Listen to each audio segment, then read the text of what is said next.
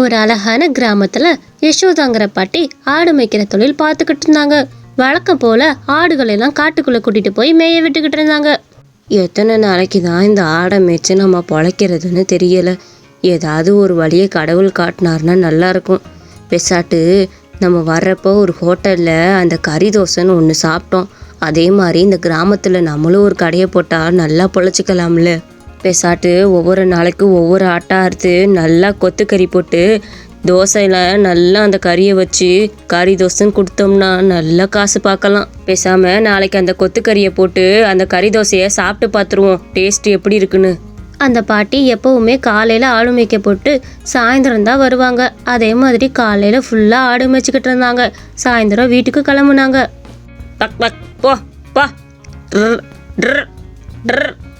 வீட்டுக்கு வந்ததுமே அந்த ஆடெல்லாம் வெளியே கட்டி போட்டுட்டு வீட்டுக்குள்ளே வேகமாக போனாங்க.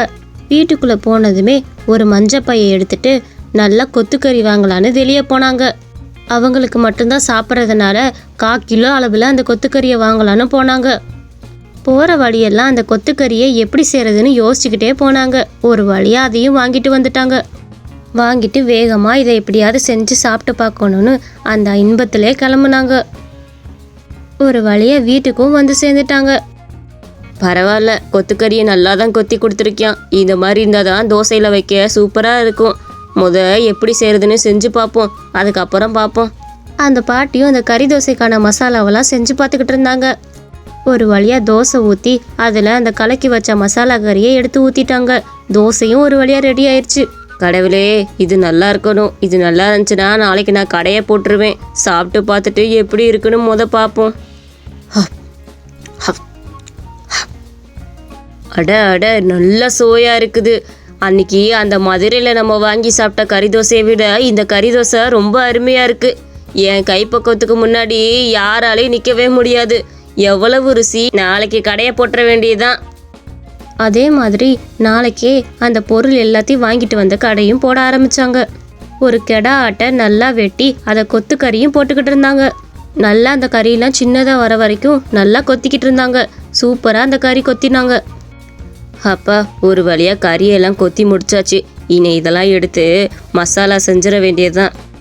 வடைச்சட்டியெல்லாம் வச்சு அந்த கறி மசாலுக்காக ரெடி பண்ணிக்கிட்டு இருந்தாங்க. அந்த பாட்டி செஞ்ச மசாலா அந்த தெருமோனை வரைக்கும் மணந்துச்சு. நல்லா சூப்பராக செஞ்சுருந்தாங்க அந்த பாட்டி. அப்பா, ஒரு வழியாக இது ரெடி ஆயிடுச்சு. இன்னும் இதை இறக்கி வச்சுட்டு தோசைக்கல்ல அடுப்பில் வச்சு மாவை ஊற்றி இந்த கறி தோசையை போட்டோம்னா சூப்பராக போகும். எல்லாத்தையும் வர வைப்போம் எப்படியாச்சும். வாங்க வாங்க, சூடான கறி தோசை. எல்லாரும் மதுரையில் தான் கறி தோசை சாப்பிட்ருப்பீங்க, இங்கே சாப்பிட்ருக்க மாட்டீங்க. இங்கே வாங்க, அதை விட ருசியாக நான் போட்டு தரேன். வாங்க வாங்க வாங்க. அட பாட்டி, நீ கூட கறி தோசை போட ஆரம்பிச்சிட்டியா? பரவாயில்ல, இந்த கிராமத்தில் நீ ஒருத்தி தான் புதுசாக போட்டுக்கிட்டு இருக்கிற. போன வருஷம் கறி தோசையை அந்த மதுரையில் சாப்பிட்டது தான். அதுக்கப்புறம் இங்கே வந்து சாப்பிடக்கூட இல்லை. நீ போட்டிருக்கிற. பரவாயில்ல, உங்ககிட்ட நல்லா இருக்கும்னு நினைக்கிறேன். எவ்வளவு உன் கறி தோசை? மதுரை சைட்லாம் ஒரு கறி தோசையே 200 ரூபா 150 ரூபான்னு கொடுப்பாங்க. நான் ஒரு தோசை 50 ரூபாய்க்கு கொடுக்குறேன். நல்லா ருசியாகவும் இருக்கும். அதுவும் பியூர் மட்டன். நான் ஆடு மேய்ச்சிக்கிட்டு இருந்தேன்ல, ஒவ்வொரு ஆடாக வெட்டி இதுக்கு போட்டுக்கிட்டு இருக்கிறேன். அப்போ என் மட்டனும் எவ்வளவு ஃப்ரெஷ்ஷாக இருக்கும்னு யோசிச்சு பார்த்துக்கோங்க. அவங்கெல்லாம் எந்த கறியை கலக்குறாங்களோ எனக்கு தெரியாது. ஆனால் நான் ஃபுல்லாக மட்டனை ரொம்ப சுத்தமாக போட்டுக்கிட்டு இருக்கிறேன். ஏ பாட்டி, உன் கறி தோசை வாசனையிலே தெரியுது நீ எந்த அளவுக்கு சுவையா செய்யறேன்னு. உன்னோட வாசனை அந்த தெருமோனை வரைக்கும் வீசிச்சு தெரியுமா? எனக்கு ரொம்ப ஆவலாக இருக்கு அந்த கறி தோசையை சாப்பிட்ணுன்னு. சரி சரி கொடு. எல்லாரும் அந்த கறி தோசையை வாங்கி விரும்பி சாப்பிட்டாங்க. அடடே, நீ கறி தோசை போட ஆரம்பிச்சிட்டியா? இந்த ஊருக்குள்ளேயே புதுசாக போடுறது நீ மட்டும்தாம்மா. சரி சரி, இங்கே ஒரு கறி தோசையை தள்ளி சாப்பிட்டு பார்ப்போம். பெருங்கையா, சூடாக எடுத்து தரேன். சாப்பிட்டு பார்த்துட்டு கறி தோசை எப்படி இருக்குன்னு சொல்லுங்க. நீங்கள் என்ன தினமும் இங்கே தான் வந்து சாப்பிட வருவீங்க பாருங்க. ஏ பாட்டி, நீ உண்மையிலே கறி தோசையை ரொம்ப அருமையாக செஞ்சு தர. நான் மதுரையில் கூட இந்த அளவுக்கு சாப்பிடல. ஆனால் அதை விட டேஸ்ட்டாக நீ செஞ்சு கொடுக்குற. இந்த மட்டனெல்லாம் பஞ்சுன்னு வெந்திருக்குது. நல்லா புது மட்டனு அப்படியே இதில் தெரியுது. ஆமாம்மா, எனக்கும் சாப்பிட இன்னும் சாப்பிட்டுட்டே இருக்கணும் போல இருக்கு. என்ன, காசு தான் இல்லை. இருந்துச்சுன்னு வச்சுக்க, இன்னைக்கு உன் கடையவே நானே காலி பண்ணி விட்டு போயிடுவேன். அட ஆமாம்மா, தோசைனா இப்படி இருக்கணும். எப்பப்பா அந்த கறியோடு சேர்த்து பிச்சு சாப்பிட்றதுக்கு சொல்லவா வேணும். அவ்வளவு ருசியாக இருக்குது. எல்லாருமே சாப்பிட்டு முடிச்சுட்டு பணத்தை கொடுத்துட்டு அந்த இடத்த விட்டு கிளம்புனாங்க. அந்த பாட்டிக்கும் வியாபாரம்லாம் நல்லா ஓட ஆரம்பிச்சது. அந்த கிராம மக்கள் எல்லாருமே வந்து வாங்க ஆரம்பிச்சாங்க.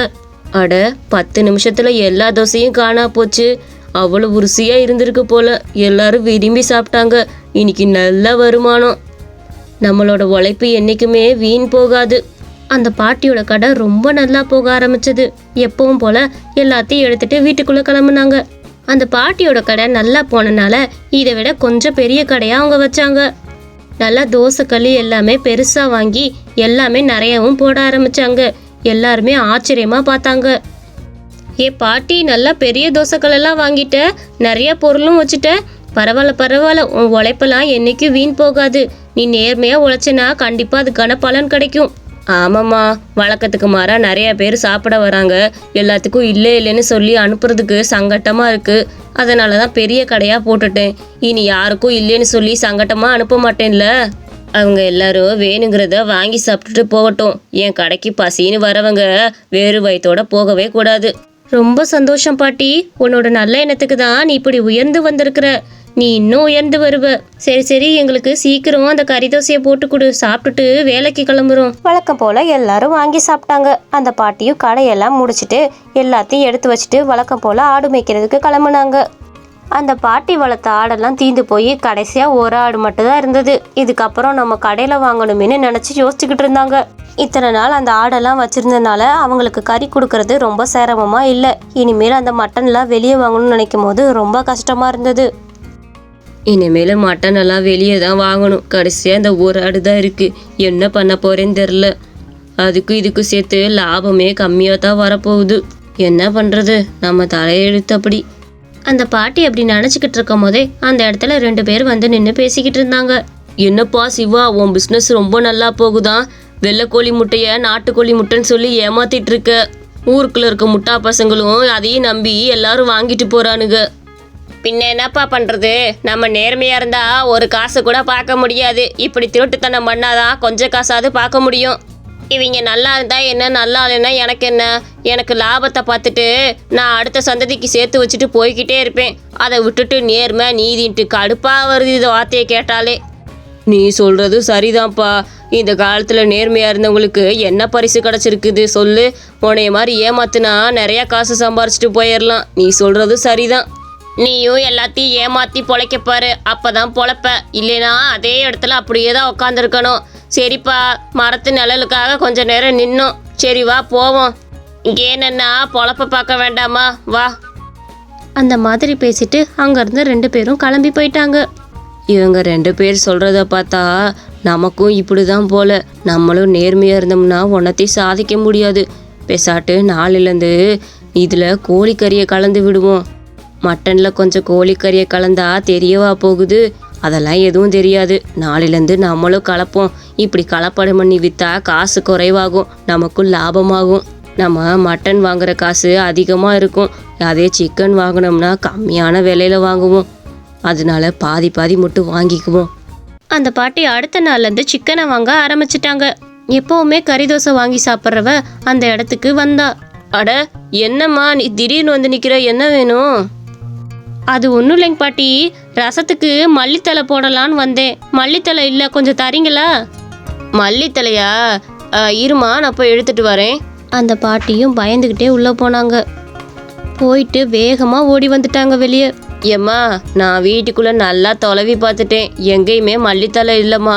மன்னிச்சிரு, என்ன அடுத்த தடவை பிடுங்குனா உனக்கு கொண்டு வந்து தரேன். பரவாயில்லைங்க பாட்டி, நான் போய் கடையில் வாங்கிக்கிறேன். ஆமாம், நீங்கள் இந்த நேரத்தில் மட்டன் தானே கொத்துக்கறி போடுவீங்க, சிக்கன் எடுத்துட்டு இருக்கீங்க? அது ஒன்றும் இல்லைம்மா, எனக்கு சிக்கன் சாப்பிடணுன்னு ரொம்ப ஆசையாக இருந்தது. அதனால தான் சிக்கன் எடுத்து நீங்கள் குழம்பு வச்சுக்கலான்னு நினச்சேம்மா. அவளும் அங்கே இல்லைன்னு சொல்லவும் கிளம்பிட்டா.